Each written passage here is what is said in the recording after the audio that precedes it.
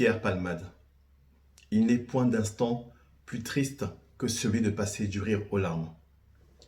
Le rire de tes prestations sur scène qui ont amusé tant de Français, aux larmes de ce drame insoutenable. Mais hélas, Pierre, nos larmes, elles ne sont pas pour toi, mais pour cette famille qui, elle, n'avait rien demandé. Comment, Pierre, as-tu pu croire que conduire drogué ne représentait pas un danger? Tu es, paraît-il, un écorché vif. Mais qu'est ton malheur par rapport à cette famille qui, aujourd'hui, est écorchée vive?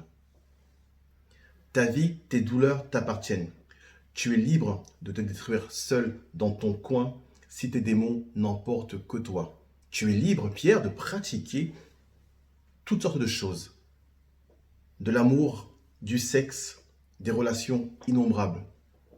C'est ton univers et tu le fais comme bon te semble. Et nul d'entre nous, là-dessus, n'a le droit de te juger.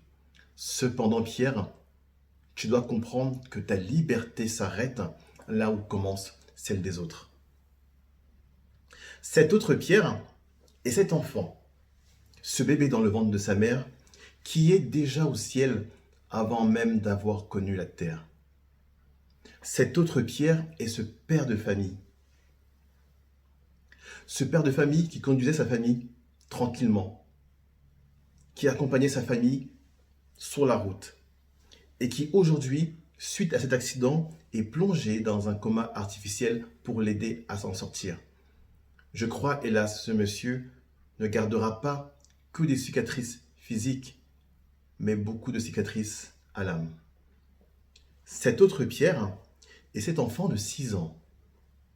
Cet enfant qui, paraît-il, a le visage défiguré après l'accident. Défiguré, comme jadis, au temps de guerre, les gueules cassées. Sauf que cet enfant n'a jamais choisi de faire la guerre. Enfin, Pierre, cet autre est cette mère de famille. Cette mère de famille qui avait des projets innombrables avec sa future fille à naître. Autant de projets aujourd'hui qui ont volé en éclats comme un miroir brisé en d'innombrables morceaux. Il faudra malheureusement beaucoup de temps à cette femme, je n'en doute pas, pour s'en remettre. Je te demande, Pierre, qui sont donc ses amis?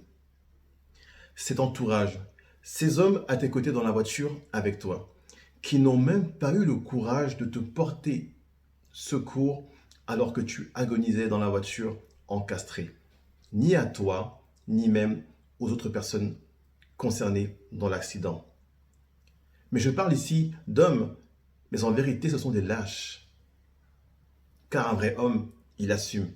Un vrai homme, il porte secours et assume ses responsabilités. C'est peut-être là, Pierre, c'est peut-être là l'aveu d'une vie fantôme. L'aveu d'une vie qui te donne un sentiment de puissance.